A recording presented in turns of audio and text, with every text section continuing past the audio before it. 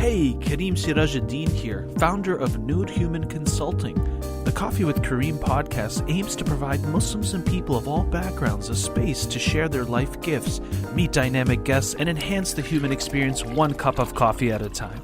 Sit back and sip.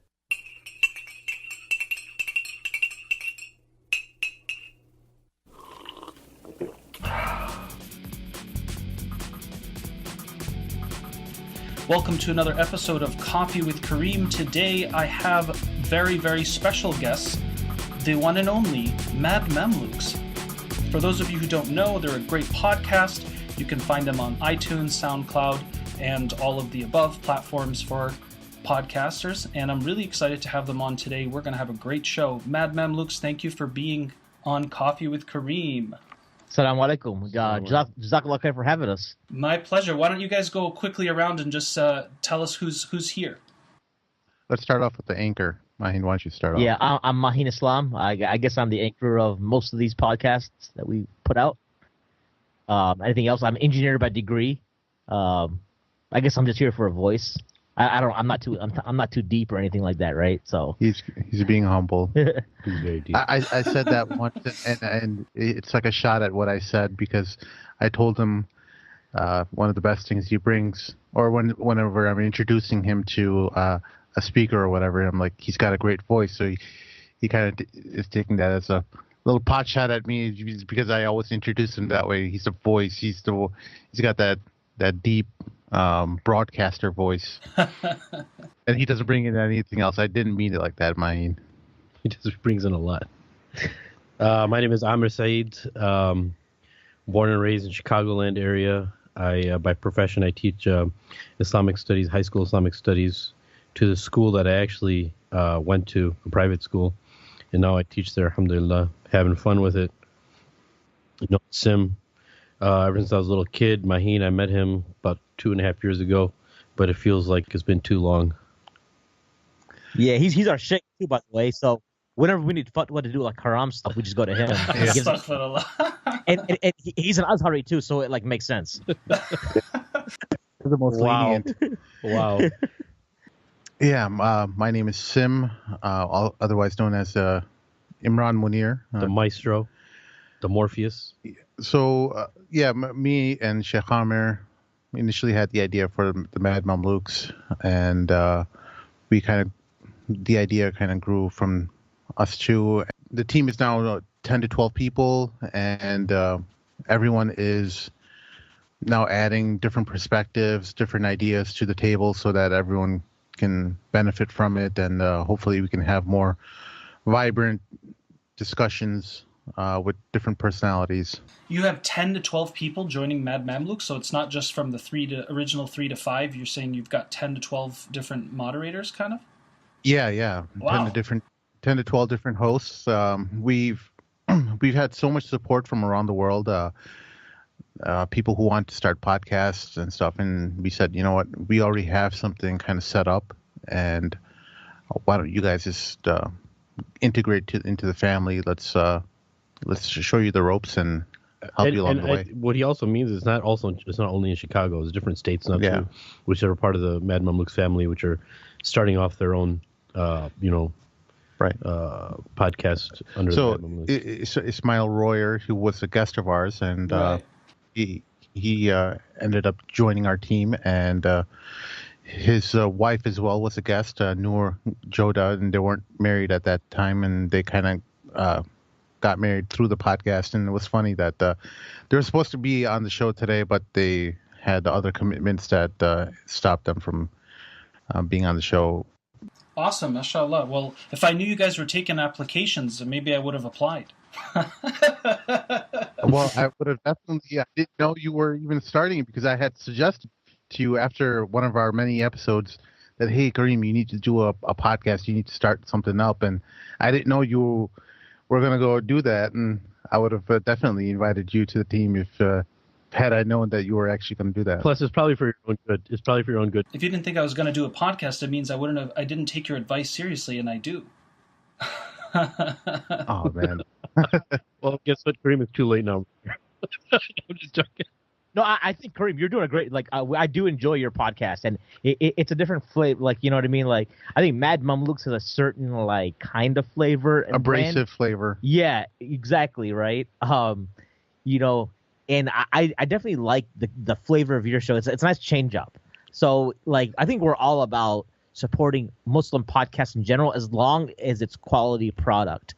Like, we don't need garbage out there, right? And you are one of those guys doing good work, so we appreciate that. Yeah. I appreciate that. Well, I've literally heard every single episode of yours, and I was telling Oh, really? that. Yeah, I was telling Maheen how proud I am of what you're doing. That it's such a benefit, and Yeah, man. Alhamdulillah. I mean, our ummah can get as much help as they can get. So I feel like if we can offer different flavors, different approaches, different styles, different spaces, and it's all calling back to the principles of Allah and His Messenger, then tawfiq, inshallah, for all of us, and may Allah accept it. I mean, yeah, the Muslim marriage crisis episode was great too, with Sister Nafisa. I don't know her last name. Yeah, And Nafisa. Chris Garner and Muhammad Faris. Oh yeah, Chris. That was I really enjoyed that one. I really enjoyed that conversation with him. I like it because I find myself in a lot of conversations with conservative people of other faith traditions. Mm-hmm. And I was like, that's cool that you have that kind of relationship with people. I think it builds, and obviously, like, our intent is always like, inshallah, one day they become Muslim, but there's always like a lot of good coalition building that can be done with those kind of relationships. Like evangelicals. Absolutely. You like evangelicals, all right? I love evangelicals. So what's with the coffee, man? Are you a coffee junkie, or you just it's what's the name? I like the name. It's a nice. I'm really a coffee junkie, yeah, for sure. Nice. I make fresh coffee every day, dude. I grind my own beans, and then I use a French press, and I even have a homemade, creamer, like steamer for lattes and cappuccinos. So if you guys are ever in town, I'm gonna make you homemade coffee. Sometimes a little touch of cinnamon or another secret ingredient that I use, which makes the flavor very different. And I generally like to use a lot of beans from Latin America. Brazil, Colombia, Mexico. Obviously the name had a great catch as well, and it's just something I'm pretty known for. So funny story. My father's visiting me right now. We're hanging out, just guy time, because my wife and son are actually away. And so when my dad first arrived, he wants to know the plan. So I'm like, yeah, I've got some podcasts I'm recording on Saturday and blah, blah, blah. So yesterday I was like, Dad, remember, tomorrow I got to go to the office. I got those podcasts that I'm recording. He's like, oh, yes, you're recording Crazy Mamluks, صح? I'm like, yeah. He's right. That's what we should call it. Classic Muslim parent who, like, and they mix up the adjectives and stuff. It was so funny. I was like, I got to tell those guys this. Tell him that we're majanin. Al-majanin. Mad Mamluks, are you ready for Kareem's 5 fun questions? Let's do it. All right, question number 1, and we'll go rotation. Maheen, if you could have a cup of coffee with Malcolm X or Muhammad Ali, who would you want to have a cup of coffee with? Malcolm X.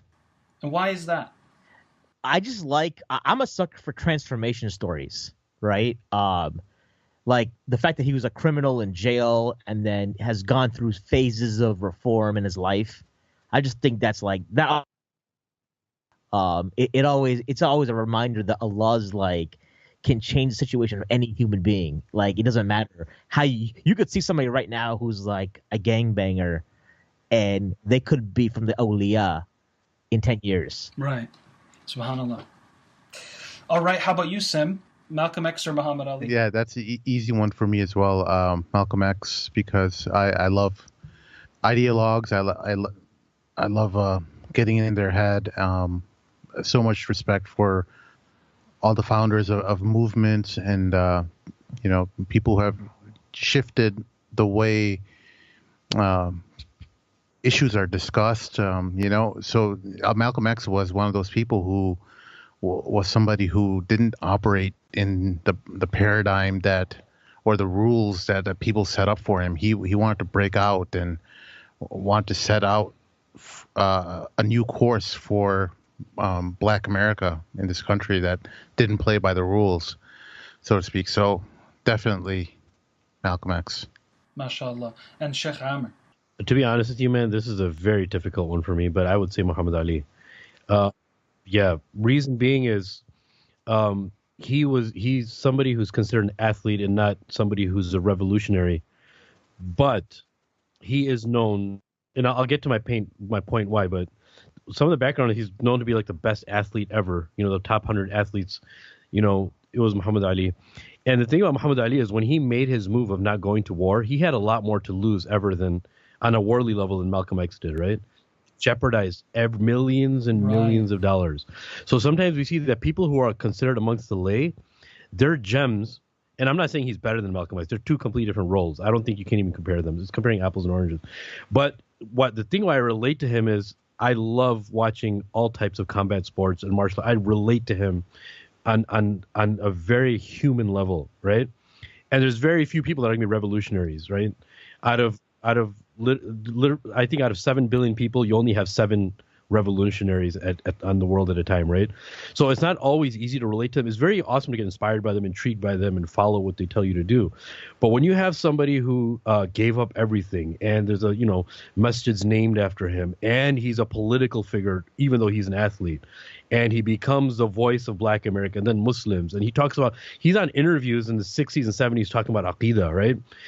Realize we watch them now, and after you study Aqidah, you're like, this guy is profound. He's literally teaching Aqidah 101, but on a very, very deep level. And he's relating to his life. And he's able to throw all that away and say, I'm nothing, after when he's comparing himself to the creator. Even though he said, I'm the greatest, that was his intimidation factor. And he was the best trash talker ever. He was the best intimidator ever. He defeated every single opponent before they even got in the ring. He backed everything up. But when it came to his humility, when he talked about his creator, it was probably one of the best Aqidah classes I ever had, right? Yeah. So that that's why it's a very difficult one for me. But on a more of a human level, a relatable level, I would have to say Muhammad Ali for me, man. Yeah, and the way. Love those responses. Okay, let's check out question number 2. Maheen, if you could be any animal for a day, which one would you be? The Bengal tiger. The Bengal tiger. Ask him why he said the Bengal tiger. Why did you choose the Bengal tiger? There's 2 reasons. The second one you might have censor out, okay? The first reason is because I'm Bangladeshi, right? He's Bengali. Yeah, right. So okay, so that's part of I think that's the only thing we got going for us, right? The second thing is something I heard on the Joe Rogan. You listen to Joe Rogan? Yeah, I like his stuff. So Joe Rogan at one of his podcasts says that tigers have the best sex. That human beings should envy the kind of sex they have. So they're super aggressive. Like the women are biting the guys in the neck, and I was like, I can get down with that for sure. So that's why. But will Bengali women be down for that? That's the question. I know they're prudes. Unfortunately. So basically, he wants to be a tiger. Blame it on the British. Right? Yeah, the British formalities corrupt it. Habib Akande on sexuality and erotomology in Islam, he was talking about how in his research he kind of theorized. He's like, man, we were seen by the Europeans as overly sexualized, right, and eroticized through Orientalism, the lens of Orientalism, and then post-colonization of the British in many of our countries, we kind of took on more of that prude approach to sexuality and relations. So right, came up with Kama Sutra, right? So, I mean, that goes back. I don't know how many years the Kama Sutra is old, but How about you, Sam? If you could be an animal for a day, which one would you choose and why? A liger. I haven't heard that in a long time. That's a Napoleon Dynamite reference, if anyone got that. But no, not a liger. I like wolves. I wear fring. I like wolves because they work in packs. They have that killer eye, but they all work together and bring down their prey. And they have a extremely intricate form of communication as well. I'll give you an example. Like one wolf, when you hear them howl at night, it's a communication system that allows them to know that everyone in the pack is alive and well. And if one of them is gone, they'll end up having sex and create more wolves. I'm coming back to that, bro. So. I guess in a way I did bring it back to sex as well. So MashaAllah, MashaAllah. And how about you, Sheikh Amr?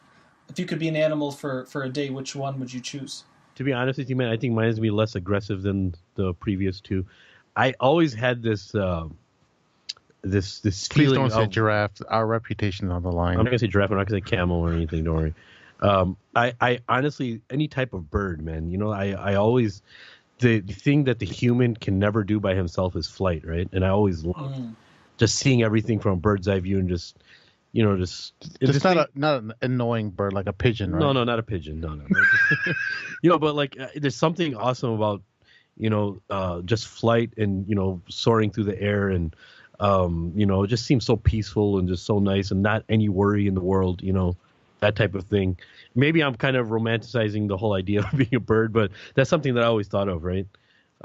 Killer bird like a falcon. What? I don't know. It could be whatever you want it to be, bro. I'm just talking about flight, like birds that you got to make it sound cool, okay? That's what I'm saying. It's not going to be cool as your guys. It's going to be pretty. That's what it is, bro. Live with it. I don't like pigeons. Pigeons have some street cred. They mess the street. No, because everyone's afraid of them. No, because like in New York, pigeons are like the official bird of New York City. I heard because they just don't care. Right? It's like they have that New York mentality. That's why Jeff Staple, who's like a sneakerhead, had made this shoe, the Nike Dunk Pigeon, that sells for like $8,000 on eBay. What? And there was like a SWAT team that shut down the line back when it released in 2005. This is a side note, but wow, that's why pigeons. Like I got respect for pigeons now. I got respect. He came back from New York, so he's really excited. Dude, when I was going to university in Boston, I used to take a train in, and at one of the stations right outside of JFK library, there's a Masri guy, Egyptian guy that I used to, hang out with. He had one of those, stands where they sell like hot dogs and pretzels and whatnot. And he used to catch the pigeons in the train station and take them home and eat them. Egyptians love pigeons, man. I know, I don't. Since we're talking about pigeons, there's a true story. One of my friends, he went to Egypt to study Arabic in like 2004 with his wife, and he came back later, and he graduated with me. But the thing is that he said the first time he went there, him and his wife, they were driving in a taxi, and the taxi driver was driving, chilling, minding his own business. They see a pigeon or a few pigeons. He stops the car. He said, "Just give me 1 second, please." He stops the car. He takes a BB gun from the back of his trunk, goes, shoots the pigeon, cuts it, puts it back in his trunk, and they continue driving. All of them for a few minutes. I personally don't like the way certain pigeons are made, but when I went to a restaurant before where Egyptians, they stuffed the pigeon, and it actually tastes pretty good, man. There's not a lot of meat on it. It's more for flavor. I've always found food that requires more work than you get out of it. I've always been kind of turned off by that, like crabs and lobsters and pigeon. It's just like, it's too much work, man. Just give me I'm the same way. Give me a steak. Okay, question number 3. Maheen, name one of your favorite films of all time. Varsity Blues. Really? Why? What's that about? Man, it's about high school football in Texas. I saw that movie in the summer of 2000, actually early 99, October 99. I just like the culture of high school football. To be honest, I used to be obsessed with Southern accents too back in the day. That's why my wife's from Mississippi. I don't know. It just resonated with me. It's kind of one of those old. It probably fits into those old late '90s teen movies. You remember that with like Dawson's Creek, that kind of whole genre, But Varsity Blues, I just like the characters in it. They had this dude named Billy Bob. His jersey number, I won't say, but he was offensive lineman, and they had this coach who was played by John Voight, who's a real Nazi, and it touched upon different. It's not a really deep movie, just a real fun movie, and it's a movie I still catch myself quoting all the time. So it's like the main character is James Vanderbeek. He was in Dawson's Creek, and he was a backup quarterback. But he eventually started when the starting quarterback, who was like one of the top recruits, got hurt. And then all of a sudden he got all his attention, but he was set on going to like Brown University, not even on an athletic scholarship. So just interesting how in these small towns in like Texas, that Friday night culture is all about But when I was like 19 years old and impressionable, like I was ready to transfer to a school in Texas because I was like, man, Texas looks awesome. I was like, there's all these pretty girls and like these mini skirts and football And Southern and accents. Southern accents, like Southern belles, right? And grits. I used to be obsessed with grits too. So, and sweet tea, I like Southern food. So How about you, Sim? What's one of your favorite films of all time? Right now, I would say the original Blade Runner was a huge influence on me. Pulp Fiction was a huge influence as well growing up. And I liked I really loved some of the mobster movies like Goodfellas. Yo, Yeah, he said one movie, dude. Yeah. You gave him like. I could talk He's more. just thinking out loudly, right? But you're gonna have to choose one. We're gonna make you choose one child today. You have to choose your favorite child today. Blade Runner represents a lot of my style and noir type films, kind of gothic detective movies. So I think that is my favorite. Final answer. I saw the new Blade Runner in the theater when it came out. Did you see it? And if so, what were your thoughts? No, I didn't see it yet because I'm actually way too busy, so I didn't get to see it. I wanted to spend time alone and watch it without any distractions, because if I wanted to see it in the theater, then I'll get 100 questions from the missus. What's going on? Why is it this way? But This is it one of movie's those things where slow. you have to watch the first one to understand the second one, or no? I don't know. I just I didn't want to read a review or watch a preview of it. So yeah, I'm going to be watching that soon. That's next on my list. Awesome. And how about you, Sheikh Hammer? This is going to be really difficult. I haven't watched lots of movies. I'm not a movie buff by any means, but the only way that I can narrow this down is at the time that I watched the movie, what type of effect it had on me. You know what I'm saying? And if you watch it now, it's not like you mentioned. If you watch Varsity Blues now, it's not going to be the same as watching it before, because then it had a certain effect on you, right? But I'm probably going to talk about maybe the first three and then try to narrow it down to one. I don't know if you guys remember that football movie, Rudy. Rudy is dope. Yeah. Oh, yeah. Rudy's my top 10 for sure. Because I still remember I was in middle school when I was in 8th grade when that came out. But I just loved how there's someone who's so unexpected. Even father doesn't even believe in him, right? His own main support, his own source. And usually if your own family doesn't believe in you about something, especially if something's very physical, and for him it was something very masculine, and then he comes through and then he just changes, everything. And that I gathered a lot of it. It's even sometimes kind of weird. And that's why I think movies are like the best drug, man. It's like it's the best escape, without actually consuming something, and you can recall certain things, without getting into trouble, but you can recall and still gather inspiration, because they're literally ideas just put on and articulated by certain people that you can watch, right? That's actually what movies kind of are to me. Yeah, I see it as a modern medium of storytelling. Exactly. And you could definitely gather inspiration from that. There's nothing wrong with that. The other one is at the time when it came out was V for Vendetta. I loved that movie. That's also a good one. Especially the closing scene. That's a good one. That's a good one. When he says that, how come you won't die? And he says, because what I have is ideas, and ideas are bulletproof, right? And that's what we believe, even as Muslims, right? It's ideas, strong ideas that are going to stay forever, and they have to be real, they have to be haq, they have to be truth, and the other one, believe it or not, at the time this blew my mind away, was The Usual Suspects. That movie was something. But I think out of all those, I'm maybe going to say V for Vendetta as the time and place I was living in. I watched it while I was abroad, while I was studying. It kind of got me back. I was like in a phase where I was kind of becoming a book nerd. It kind of took me out of that temporarily and made me think about something other than academics and studying stuff, So I think Vendetta is the winner for me. Awesome. Great choices, guys. Okay, let's try question number 4. What's one food that you really dislike? Maheen. Bitter melon, which in Bengali we call Corolla. You call it Karela. I love Karela. Oh, that's terrible. No, you got to get acquired taste to it, son. It's almost like that's the kind of food you want to torture your kids. All right, Sim, what's up to you now, I guess. Right now. What food do I just hate? Anything like liver, I would say. Liver. Hate liver or kidneys.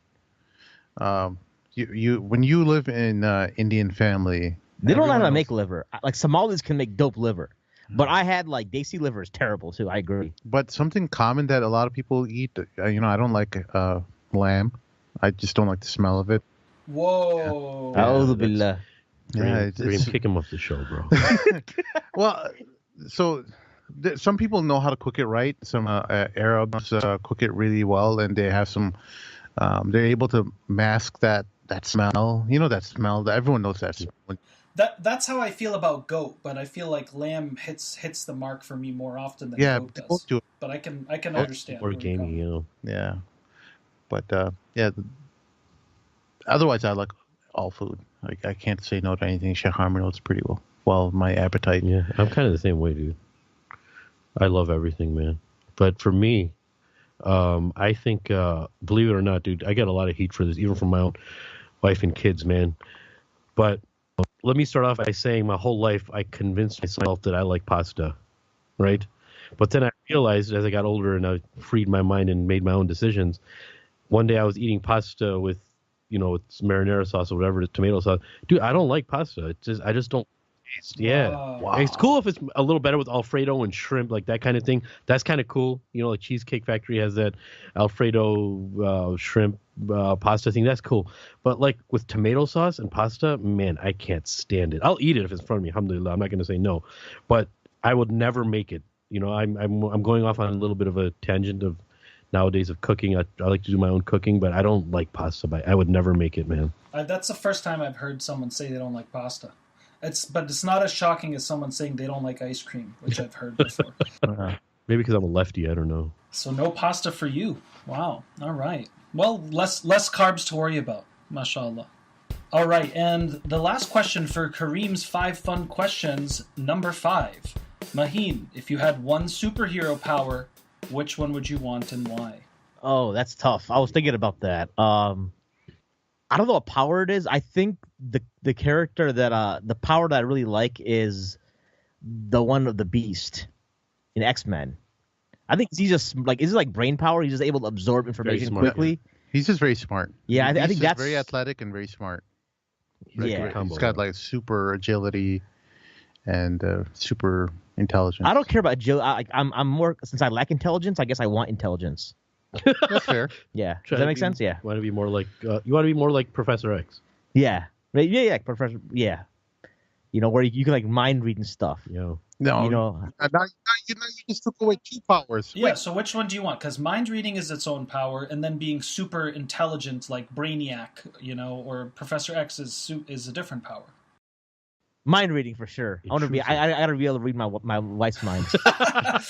It all comes back to this. Oh, this guy. So mind reading for you, Maheen. Yeah. So you can figure out what your wife's thinking. All right, Sim. Question number 5. If you had one superhero power, which one would it be and why? It was going to be mind reading or telekinesis, which is the proper term, Maheen. But now that Mahi took that away, I will actually change it to what Wolverine had. We're huge X-Men fans, by the way, over here. So regeneration, being able to not feel or heal very quickly from any type of injury and age. I think the only one of my hugest fears or one of my phobias is my age and trying to capture our youth. I guess that's pretty normal, but was it the only person that has faster healing than him was like Omega Red or something? I don't know. Something like that, right? I think Deadpool had it too. Yeah, right. Yeah. That's right. He was all them combined. Yeah, man. For me, man, I'm just kind of a Neanderthal living in the testosterone-filled age. I was ever since I was growing up, I would just love to be Hulk, bro. That's it. Nice. I don't care, man. Just sheer brute animalistic strength. Nice. And doesn't care about his surroundings. Can jump really far. Just a straight. He can survive anywhere. He can live in the jungle and just grab a deer and eat it raw if he wanted to. You know what I'm saying? MashaAllah. Except pasta. Except pasta. The Hulk don't need no pasta. He need protein. Those were great answers, brothers, and I'm really glad you shared. I think it's a great way for people to get another dimension of each of you. And I certainly appreciate learning more about you. And I think these fun 5 questions are always a good time. Remember, there's no right or wrong answers. It's just about getting your brain running and having a little bit of fun. So I'd like to turn now to our next segment. Now, as the Mad Mamluks, I'm a huge fan of the podcast, and I've been a guest a couple of times, so thanks again for honoring me. But as the Mad Mamluks, you guys have encountered many different stories with our brothers and sisters in our community. All kinds of great guests, learned a lot of awesome lessons on your show, and I'm thinking, as you guys look back on 2017, what's one thing that, just from all the shows you've done, what's one thing that you felt was just really profound or insightful or beautiful or just really kept you thinking the next couple of days after you had that interview or that guest? And tell us a little bit more about why you why you choose that particular insight or profound moment. Maheen, what can you think of, looking back in 2017, one of the most beautiful or profound guests or stories that you learned as a podcaster? Sheikh Abdullah Danny Hernandez, which we record in Houston, Texas. And if y'all listen closely, about an hour, 20 minutes in, you can hear me crying in the background, which has never happened on the podcast. He never cries. Yeah, I'm generally insensitive and stuff, so we were kind of worried about trying to edit that out because it destroys my street cred a little bit. But what I find profound about, and I alluded to this earlier with the Malcolm X example. So Sheikh Danny was a gangbanger, right? And someone from the streets and whatnot. And when you see someone who, Allah guides anyone he wants without any Muslims involved, the fact that he basically receives guidance from a Quran that he steals from a public library, and then that Quran becomes his best friend, and then he becomes Muslim, and then his mom, who's a former nun, becomes Muslim, and then his dad becomes families are converting to, and I've seen this as a trend, maybe with Mujahid Fletcher as well in 2016 with with our Latino brothers and sisters. They their families convert, but I think Sheikh Danny's entire experience, and the other thing that's interesting about that podcast is Sheikh Danny actually reached out to me several months prior, and he was willing to come to Chicago because he wanted to promote some of the books he was translating. So sure, and when we were in Houston, we were pretty limited time crunch.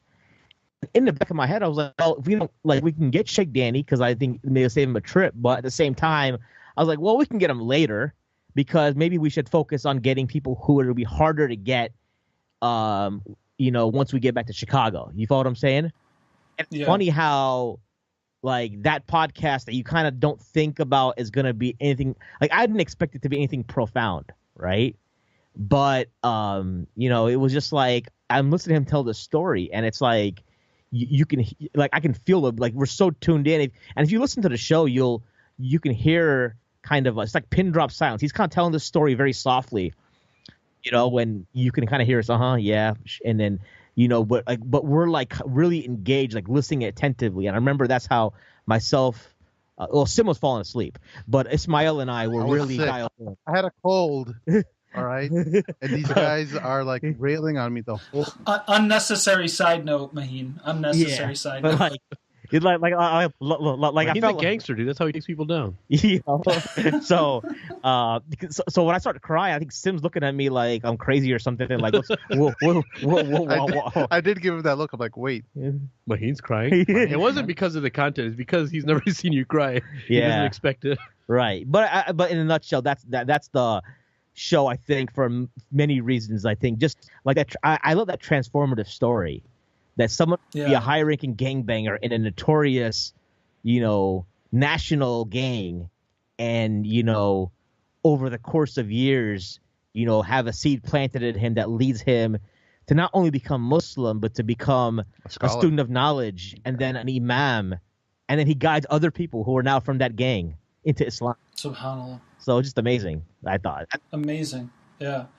I love that. So I heard you say some of the highlights were, number one, you weren't expecting anything too profound from the story or the guest, right? Correct. And then all of a sudden, his story blew you away, and it was the one of the only shows you've ever actually cried from hearing it. And this deep impact of recognizing that, subhanallah, when Allah says he guides whoever he wants, right, and whoever is sincere and looking for it, he can guide whoever he wills. I mean, it's that evidence that makes you just go, wow, like, you just never know. And sometimes the guidance comes to people you never expected in ways that you never expected. Right. And what a powerful reminder for everybody to recall, that you should never lose hope and never assume that Allah subhanahu wa ta'ala doesn't want the good and the guidance for people, especially sometimes when they're not even looking for it. It just falls on their lap because Allah knows who they are. Right. For the record, it's the only podcast I've cried. Like, I've been glassy-eyed on several shows before. You know what I mean? Like, when you're kind of like get teary-eyed. But as far as like actually actually having to like sob is the only time it's happened. And we've been doing this for almost 2 years now. So. Subhanallah. Beautiful, man. That's a beautiful sharing. Wow. How about you, Sim? There's a few episodes that come to mind. I think Ismail Royer's, the first American jihadi. That was deep. Yeah, that was deep. That was because everyone who knew or who lived in the 80s and 90s know the feelings that we had back then, and kind of in that mode of thinking that, kind of like Ismail, but like you weren't thinking of leaving, but you had those same passions, but and how easily it could have been you who was sitting in jail instead of Ismail, So that was like something that really sat with me for a few weeks, and helped me become good friends with Ismail as well, and share a lot of our memories from back in those days. And alhamdulillah, we're pretty good friends as a result of it. And that's one of the main things that the podcast has allowed us to do, is create this network of like-minded people. We're a group of people who we don't turn anyone down. But when listeners come to our city, we never blow them off. We always, we have open door policy where they can just come in and meet with us, and we'll have food, and we'll share ideas and talk and watch Shadow podcast with us. Oh yeah. I mean, man, so many people have come through Chicago and just said, like, hey, I'm coming to Chicago, I'd love to just sit down and talk with you. And we, alhamdulillah, can say that we haven't failed them. So just building this network of friends like yourself, Karim, and so many from around the world has been amazing. It has been an amazing experience. MashaAllah, that's awesome. And how about you, Sheikh Amr? Looking back in 2017, what's one of the most profound or beautiful stories that you encountered through the guests of Mad Mamluks? Can I divide this in two? One being like mind-blowing and one being more emotional? Sure. For me, Sim, he took mine, which was Ismail Royer. That was just the story, just so many twists and turns, and right when you think things can't get any worse for him, it gets like this, and he just saying it so casually. And then we had a second I think both of his podcasts for me were very in a good way, emotionally draining yet rectifying at the same time, to make you realize that you haven't been through anything. And again, like Sim mentioned, you grew up in that era and you were there. So it made a lot of sense to the guys who grew up in the 80s, for that reason, kind of emotionally an attachment to your teens, that was kind of interesting. But hands down, mind-blowing was Muhammad Ghilan, man. He was that guy. He was just interviewing him. I was in constant awe. The episode Consciousness? Consciousness? Yeah, it's one of my favorites. And his second one too, man, And for practicality purposes, Dead Bedrooms, bro. That was awesome. Who's that with again? I forget. That was who was that? Sirajuddin Karim. Oh, yeah, the guy. Okay, yeah. I think that guy. For the listeners who don't get the reference, Sheikh Amr was calling him Sarah Gelden. So no, I thought that's how everyone pronounces my name in because America. of our American ignorance, we can't. Sim was the first one. Like, actually, the name is Turkish. I don't know if you remember that episode. Because I'm not going to bring Maheen down. But go for it. I just went over the spelling, and both thought it was that's an interesting name, Gelden. where's he from? And we made sense. Kareem, I am 15-20% Turkish.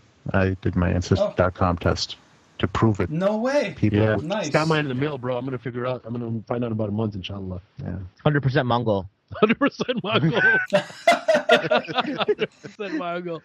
No, I'll find out. It was always a curious thing for me. So, Yeah, my great grandparents were Turkish. What about when we look back on 2017 and we recall some of the most shocking or depressing or perhaps stories that provoke the most anger or frustration? Looking back, Mahin, what comes up for you? So I actually, in like looking at this question, I was scrolling through our list of podcasts, and nothing really popped out as like depressing or shocking for me necessarily, as far as a single episode. But I'll tell you one thing that does kind of upset me a little bit in general as being a podcast host now. And I don't know if you're dealing with this or not, because and you may, because you've got similar people, some guys on our show. So people like when we bring on people like Daniel Hakikachu or Nabil Aziz, even though Nabil was in 2016, people still like are trying to censor all kind of dialogue, right? Yeah. Right. We were in a just this past week, Ismail Royer had put a tweet out, and and then him and Imam Sohaib were kind of discussing back and forth, and people don't know that Ismail and Sohaib go way back to like the 90s, both being like Midwestern white converts. So there are good terms. And then you've got this brother on Twitter who starts tweeting Imam Sohaib. He's like, Sheikh Sohaib, stay away from him. Ismail works for Mad Mamluks, and they promote like alt-right, misogynist, racist people, etc., etc., etc. Like the fact that you just get lumped in and just generalized, and that's the kind of mentality that the Muslim community has, it is just really just disturbing, and it just shows like a lack of nuance, a lack of intellectual fortitude. Yeah, and it's as if you want us to interview only one type of person, and that's it. What happened to diversity and interviewing people? Man, sometimes you should interview people that you completely disagree with everything they're talking about, man. That's what fairness, right? And I'm not saying that I disagree with everything that someone's talking about, because if somebody's Muslim, we have a common ground anyway, right? Well, here's the thing. I think even as hosts, we all differ on what our criterion should be when we look at guests. So for us, it's like, for me personally, the person should identify as Muslim. He should be practicing, and he should be within Ahlus Sunnah. He or she, right? He right, or she, yeah. Right, and and then if there's stuff out there that we disagree with, we'll talk about it, right? It's dialogue. Sure. We've even explored the idea of having like people from like a Shiite, for example, on the show. We just haven't had anyone to come across to us as being honest enough to have an honest discussion. You know what I mean? Right. Because we talked to people before, and if we don't want our platform for someone else's agenda that we think is going to undermine what our community needs either. You follow what I'm saying? Right. So I think that's kind of, but so we have a broad spectrum of people. Like we had Imam Sohaib. So Imam Sohaib some folks may say like kind of rolls in the more of the some of the more social justice kind of guy folks, right? And then we had Dr. Shadi, who's like, going off on perennialist movement and people and study Quran, etc. And then we've got like Salafis like Imam Shadid Muhammad, right? So these are people who like have some fundamental ideological differences, but like they still, I think we can fall under the umbrella that we're trying to like unify under, right? But when I talk to people who are in this super leftist camp that our community wants to embrace, and you try to give them nasiha, literally it happened today.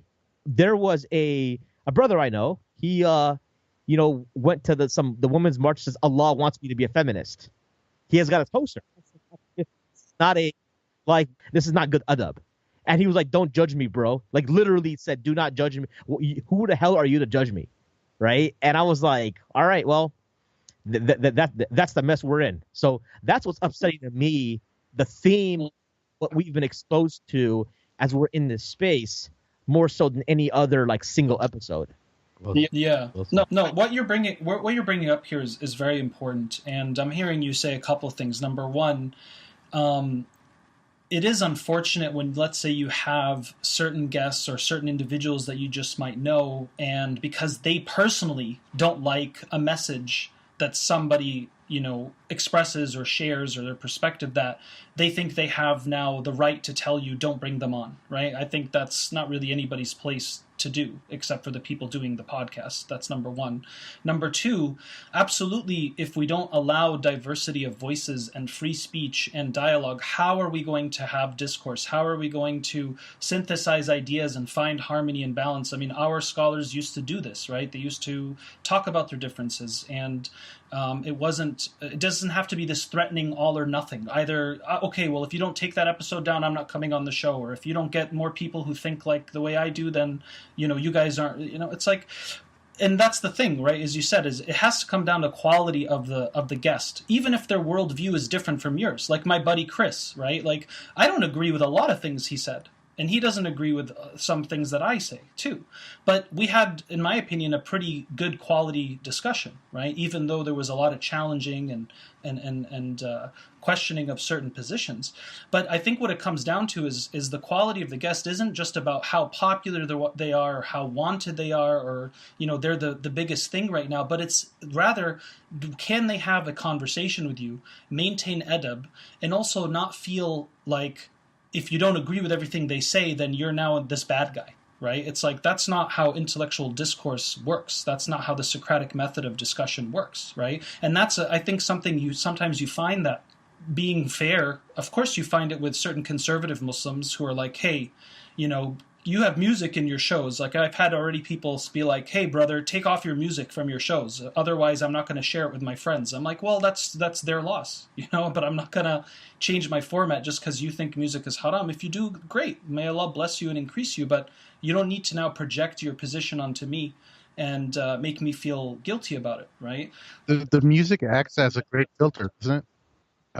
Filter, right? Where you can kind of remove some of the nutties that yeah, I mean, there's people who get fixated on these kind of things. Like, okay, this is 2018, and you're welcome to your opinion, but you have to understand that I have an opinion. You don't have to respect it or anything, but you have to know that I have a valid opinion as well. Right, and I think respect and tolerance has more to do not so much with. I think the way it's used a lot these days is, I'm going to be tolerant as long as you agree with me.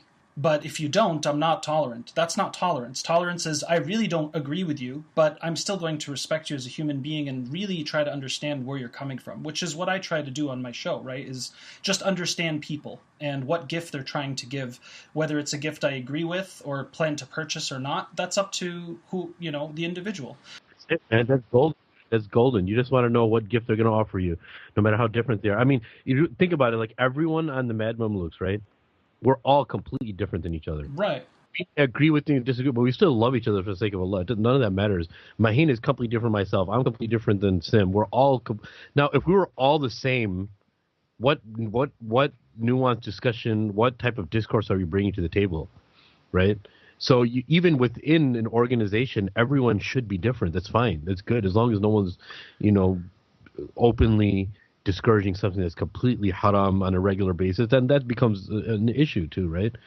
But even expecting that someone has to be of your liking every single time, that's actually a type of greed, man. It's greed laced with some arrogance. You know what I'm saying? That's problematic.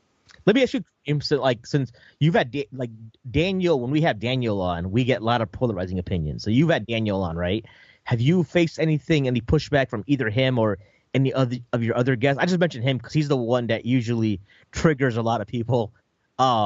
Just because they won't even listen to the show. They'll just read a Facebook post and, be upset about, and then you see you're promoting him and they're like, you're promoting misogyny. Have you had that pushback yourself? No, I haven't, alhamdulillah, had anybody come and be like, you're a misogynist because you've had Daniel Hakikich on your show or anything like that. But nobody has messaged me about that. But from people I do know in my circle here, I've had a couple of people be like, why do you have him on? He's just so like this, or he's too his tone comes across as really, cruel and blah, blah, blah. And I'm just like, look, he's got his own style, and obviously not everyone's going to be the same. And, if you, I mean, that's my point, right? Is like, again, I don't have to agree with everything Daniel says or how he comes to his conclusions, but that doesn't mean he still doesn't have something to offer or some value there. Just like, some social justice warrior who's, on a feminist frenzy. I mean, of course you got to understand where they're coming from, because if like let's say a sister, grew up being abused by her father and uncles and this, and it's like, you'd understand why she's gun-ho about feminism, right? Because in her own particular context, she's seen how justice between male and female was not preserved, and sometimes in the name of misused or misunderstood Islam. So that's my point, is like, we've got to understand and get to the deeper emotional and existential values that drive people. It's not enough to just judge them based on the surface content or, a Facebook post. I mean, like, Daniel is somebody who I got to know a bit better personally. And what I think I always tell him, man, you got to get your wife on, or some, to come on your Facebook page, or maybe interview the two of you, because so many people don't know what kind of guy he really is. They just see him as this, like, almost like the Muslim Ben Shapiro, right? He's just like this very harsh and literalist, down with everything modern kind of thing. But that's not, I don't really think that's the crux of his message. I think he just has a lot of ghira for his deen, and he sees a lot of things that most people, maybe it's going to take them more time to realize or recognize. But on the other hand, he also has a lot of people that support his voice, which also is interesting, right? Because it's not all like the guy is just a big troll and nobody actually pays him any heed. Actually, a lot of people pay him heed. So maybe there's something more to his message than the surface interpretation. Right. Absolutely. I think even among us, we don't agree with Daniel 100%, and I don't understand this whole idea of just agreeing with somebody 100% or nothing. That's kind of one of the poisons that came from the 90s that we want to remove, at least with our podcast. It's a very gang mentality. Like, you have to be like, I'm not talking to you. It's actually very childish. I mean, kids in preschool are taught not to do that, Exactly. And the thing is even if you have a guest who has a very different worldview, I think if anything, the fact that you don't feel threatened by that, and you're willing to have a conversation and not get heated, or just, ignore everything they're saying and not take any truth or value, it means that you're still doing it. Your ego is still in the way. It's not about truth anymore or understanding. It's about, well, this doesn't fit into my agenda or my brand or my, if my fiance knows I listen to this podcast, she's going to think I'm a misogynist, so now I have to stop. I mean, nobody should be living like that, in my opinion, because you're not really being authentic. Mm-hmm. Yeah, man, that's a very stressful way to live, dude.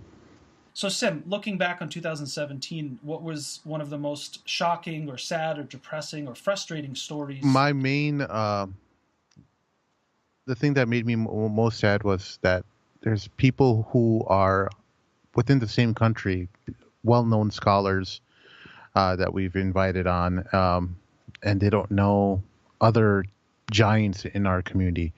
There's one superstar scholar that we had on the show, and we had him meet another, titan in his own right, and they had never met each other. And that just blew my mind that, these two people have never met, and they're considered titans in knowledge. And the lack of cooperation among Muslims and in sharing ideas and, trying to benefit the community at large. It seems like everyone's like a salesman for themselves and trying to sell what they think is right. But in terms of cooperation, there's like very little to none.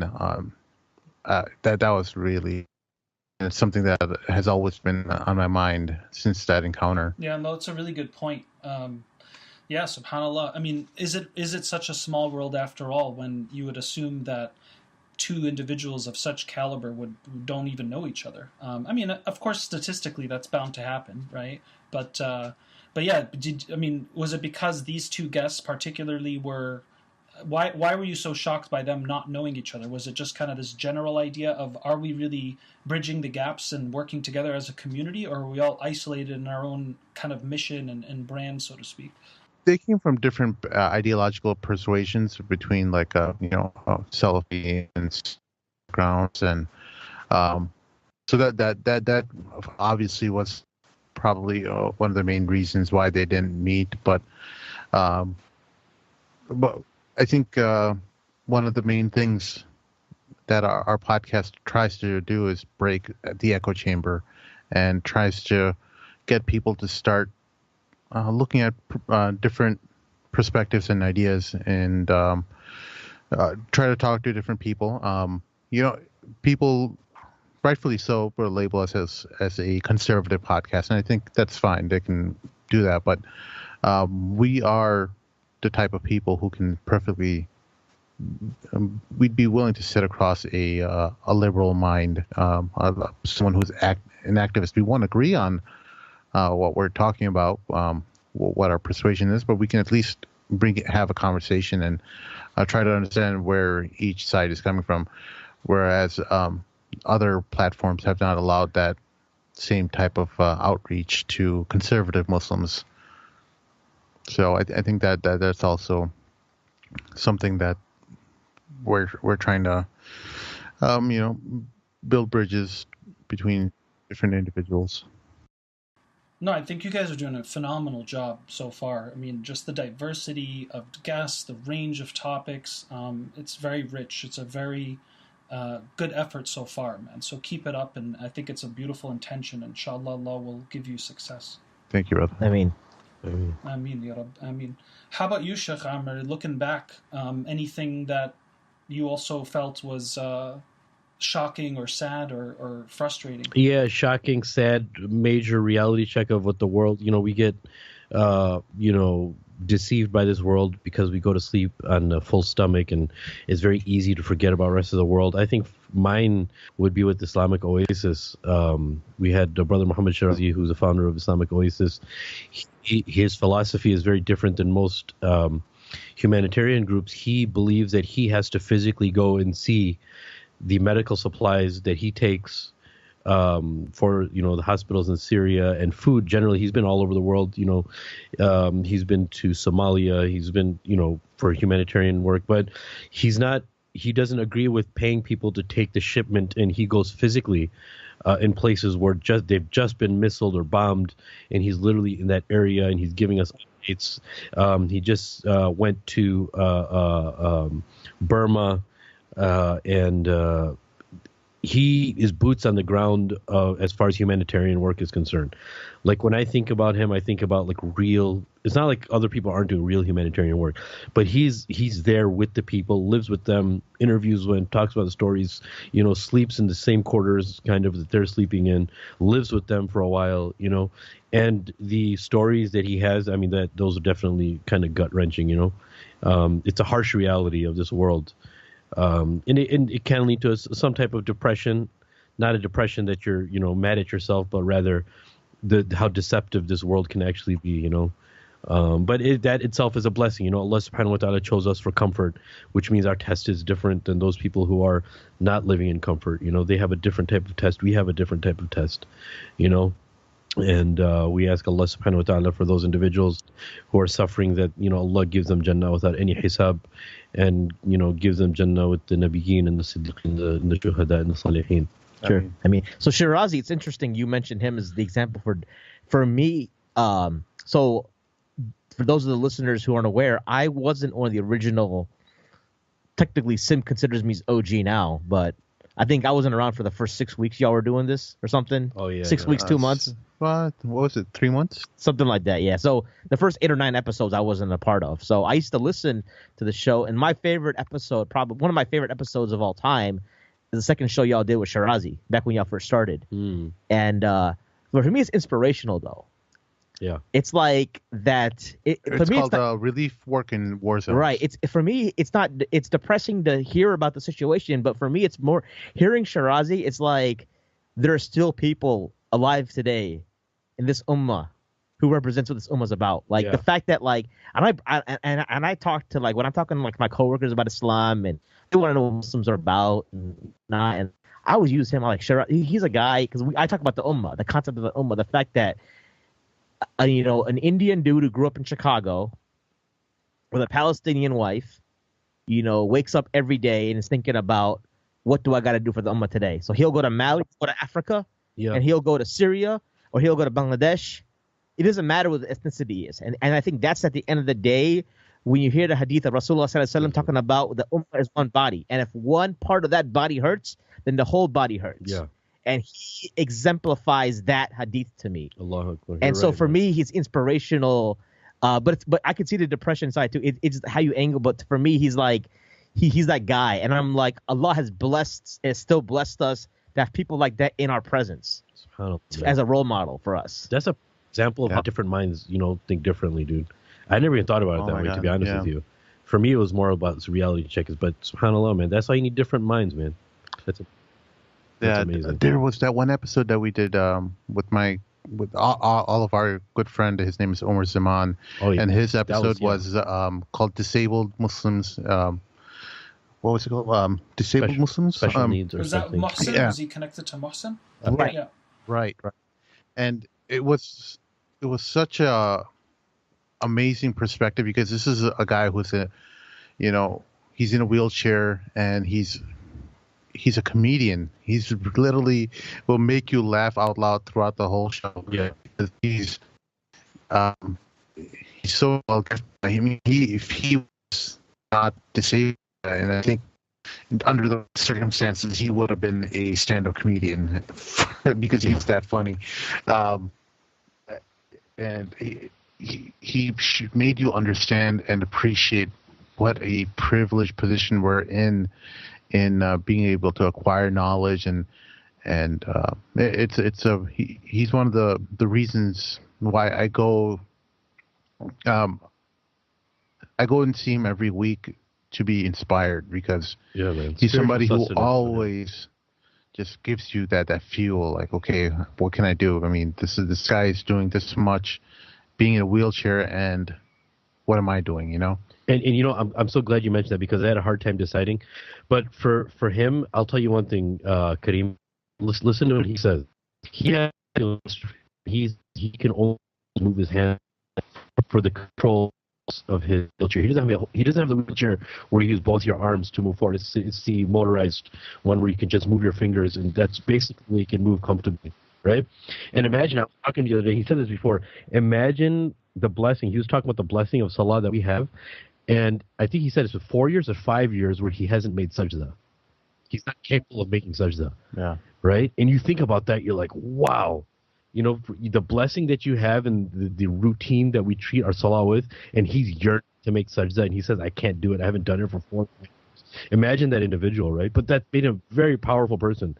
He gives me so much, like Sim said, inspiration. But if you want a good lesson, even though he jokes around and everything, but in purification of the soul, like, you have to be around those type of people, man. Because he's been there, he's done it. He's just the small things that he brings, that he talks about, will make you closer to Allah better than any book that you can read. It's amazing. Have to have people like that around you. Yeah, subhanAllah, the living nur, man, the living nur right there. Yes. SubhanAllah. Yes, sir. May we be representatives of Allah's nur. Ameen.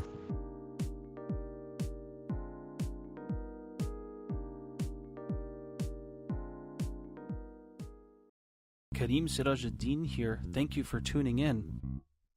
Please visit nurhuman.com to learn more about how I provide personal, spiritual, and relationship counsel. Please generously help sponsor this show to keep on going at patreon.com/coffeewithkareem. That's patreon.com/coffeewithkareem.